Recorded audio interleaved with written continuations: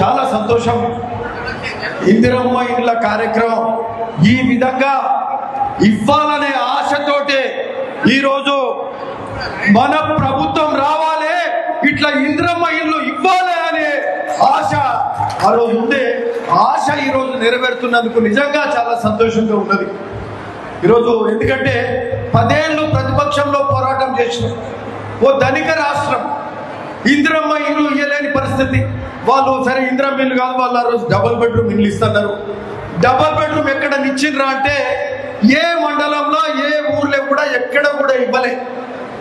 వానలు చెడ్డపడ్డ వానలు పడ్డప్పుడు, వడగండ్ల వానలు పడ్డప్పుడు, ఇంటి మీద కప్పులు లేచిపోయినప్పుడు, రేకులు లేచిపోయినప్పుడు, తాటిపత్రి కప్పుకొని బతుకుతున్న పేద ప్రజలను చూసినప్పుడు నిజంగా చాలా బాధ అనిపించింది. ఒక ధనిక రాష్ట్రంలో ఇట్లాంటి పరిస్థితుల బతకాల్సిన కర్మ మనకేం దాపరిచ్చిందని చెప్పి నాడు నిజంగా చాలా బాధపడ్డాను. ఒలిగొండ మండలంలో అటు పక్కకు మిగతా దగ్గరలో కూడా గాలివానలు వచ్చినప్పుడు రేకులు, పెంకుటిల్లు, తాటిపత్రులు కొట్టుకపోయినప్పుడు మరి వాళ్ళ దగ్గరికి వెళ్ళి ఆ ఇబ్బంది పడ్డ ఆ కుటుంబాలను పరామర్శించినము. వాళ్ళకు 20,000, 30,000, 50,000 మన వంతు సాయంగా చేసిన మనం. రేకులు కప్పుకోండి, కనీస అవసరాలు తీర్చుకుందాం, మన ప్రభుత్వం వస్తుంది, వచ్చినాక ఇందిరమ్మ ఇల్లు, ఇందిరమ్మ పాలన మళ్ళా వస్తాయని చెప్పి నాడే చెప్పిన ఈరోజు అందులో భాగంగా ఈరోజు ఇందిరమ్మ ఇండ్లు ఇస్తున్నామంటే ఇది నిజంగా చాలా సంతోషం. దీనికోసమే మనం పోరాటం చేసినాం, దీనికోసమే ఒక మార్పు కోరుకున్నాం. ఆ మార్పులో భాగంగా ఈరోజు ఇందిరమ్మ పాలన, ప్రజాపాలన వచ్చింది. ముఖ్యమంత్రి రేవంత్ రెడ్డి గారు, గౌరవ ముఖ్యమంత్రి గారు ఈరోజు ఇందిరమ్మ ఇండ్లకు మరి ప్రొసీడింగ్స్, ఆ పత్రాలే కదండి, శాంక్షన్ ఆర్డర్స్ అంటారు, ఆ ధృవీకరణ పత్రం ఈరోజు మీకు ఇవ్వడానికి భువనగిరి మండల్ టౌన్ సంబంధించి మరి 1100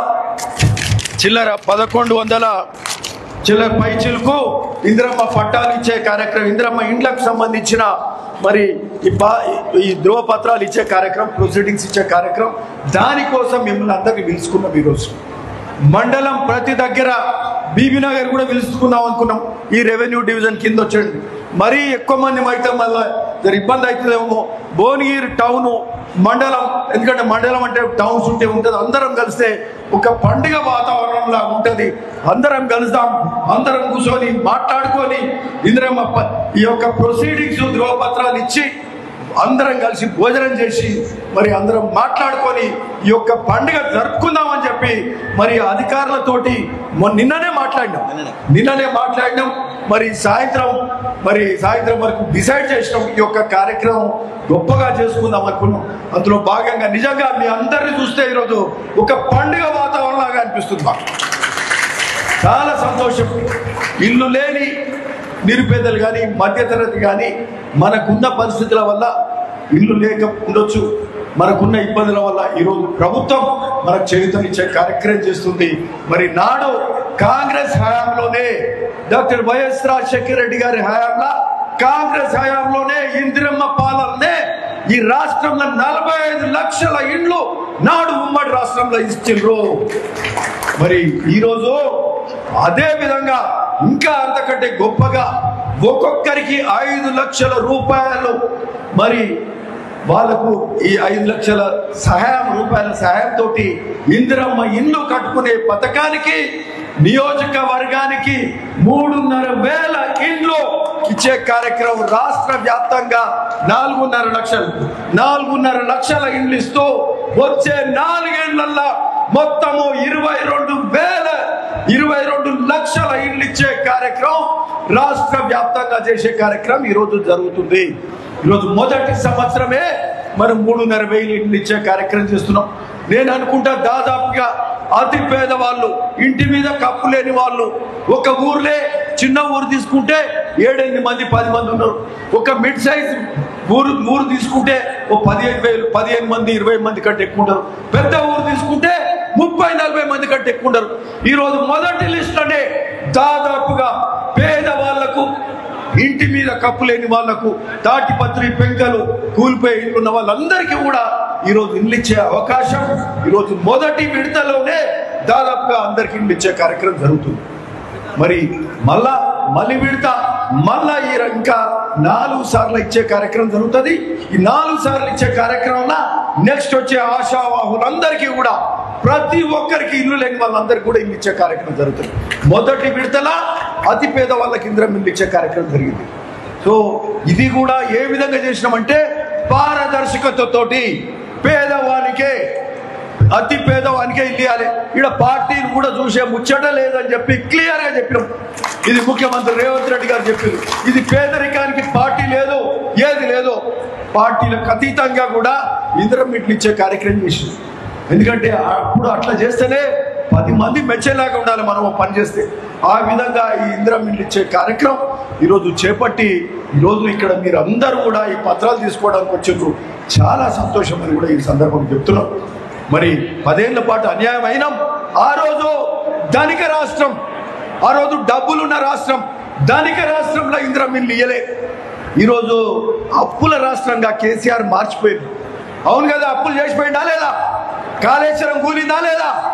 ఒక్క కాళేశ్వరం మీద 1,00,000 కోట్లు పెట్టి అప్పులు తెచ్చి పెడితే కాళేశ్వరం కూలింది. కాళేశ్వరం మీద ఈరోజు విజిలెన్స్ వాళ్ళు తప్పు పట్టినరు. నేషనల్ డ్యామ్ సేఫ్టీ అథారిటీ అంటే జాతీయ ప్రాజెక్టులు కట్టే అథారిటీ కూడా ఈ ప్రాజెక్టు కూలిందని చెప్పిండ్రు. మరి పీసీ ఘోష్ కమిటీ కూడా ఒక కమిటీ వేసిండ్రు, ఒక రిటైర్డ్ జడ్జి, ఆయన కూడా ఇది కూలిపోయిందని చెప్పి ఈరోజు కేసీఆర్ కేటీఆర్ వాళ్ళందరికీ నోటీసులు, హరీష్ రావు నోటీసులు ఇస్తే ఆ నోటీసులు ఎదుర్కొనే దమ్ము సత్తా వాళ్ళకి లేదు. పూర్తిగా తప్పు చేసిండ్రు. ఈ దేశంలోనే కాదు, ప్రపంచంలో ఎక్కడ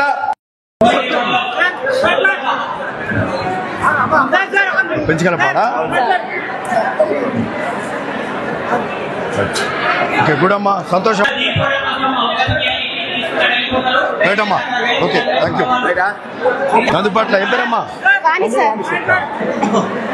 రైట్.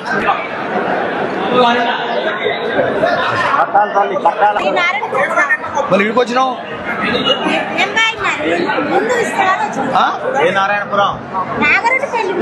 నారాయణపురం అన్నావు. ఓకే, కట్టుకున్నా. సతీష్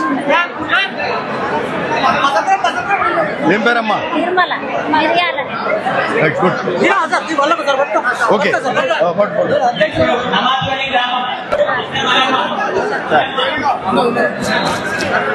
ఎక్కడమ్మా? జమ్మాపురమ్మా?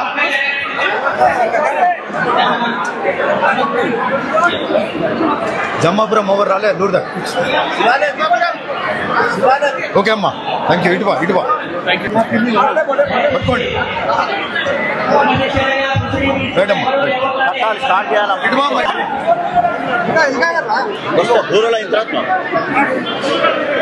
మండలానికి గ్రామానికి.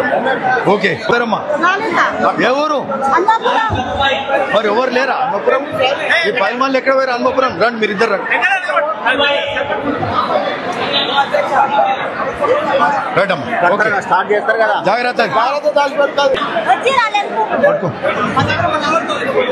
రైట్ అమ్మా, ఓకే. రైట్ అమ్మా, ఓకే. రైట్ అమ్మా, ఓకే. ఓకే.